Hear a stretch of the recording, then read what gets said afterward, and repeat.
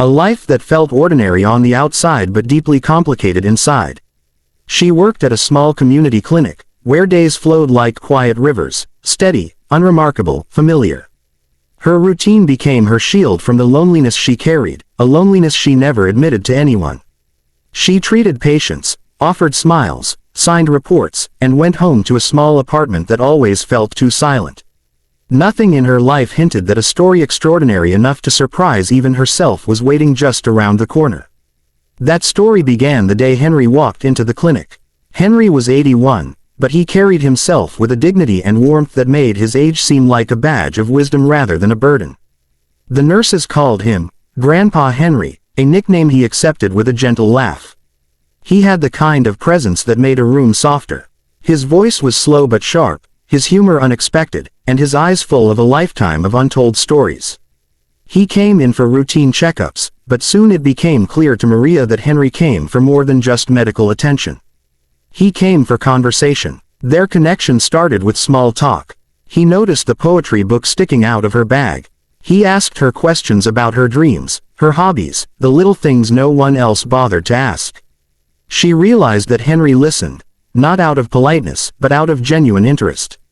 Every time she walked away after checking his vitals or explaining his medication, she found herself thinking about their conversations.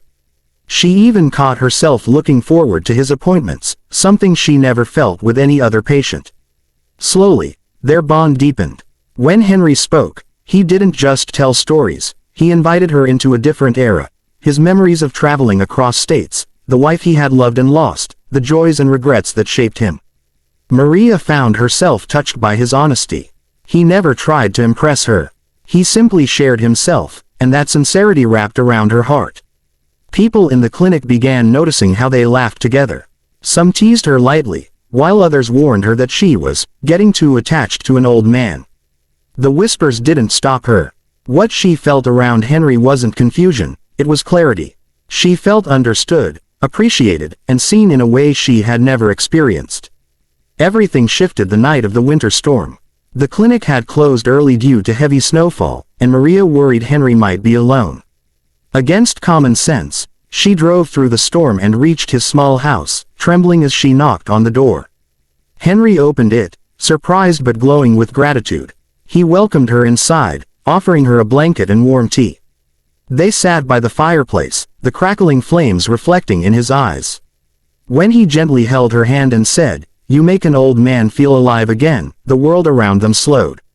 In that moment, age disappeared, replaced by something pure and undeniable. Maria realized she was falling in love, deeply, unexpectedly, and without fear. When Maria finally gathered the courage to tell her family about Henry, she expected hesitation, but not the stunned silence that followed. Her mother stared at her as though she was talking about an impossible dream. Relatives exchanged glances that carried judgment, disbelief, and 1,000 unspoken questions. Some thought it was a joke. Others assumed she was lonely or seeking attention.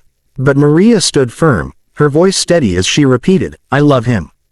Henry, on the other hand, was overwhelmed when Maria confessed her feelings to him. He had sensed her affection but never imagined she would choose him in this way. He loved her too, more than he thought possible at his age, but fear tugged at him. He feared he was too old, that his limited years would rob her of a future she deserved. Still, Maria's certainty calmed him. She wasn't confused. She wasn't lost. She had chosen him with a full heart. Their relationship unfolded gently, quietly, almost like a secret garden blooming in a harsh world. Henry wrote her small handwritten notes, each filled with affection. Maria visited him often, helping him plant roses, peeling vegetables in the kitchen with him, listening to his stories while they prepared meals together. She brought youth into his house. He brought warmth into her life. Between them, there was no sense of age, only connection. They faced judgment everywhere they went.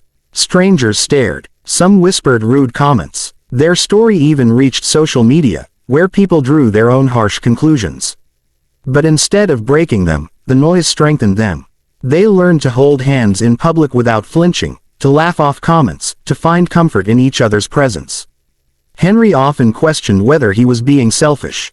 One evening, under the bare branches of the maple tree outside the clinic, the same place where their connection first started, he finally voiced his worries. He told her that she deserved someone younger, someone who could give her decades. His voice cracked as he said it. Maria's heart broke hearing the pain behind his words.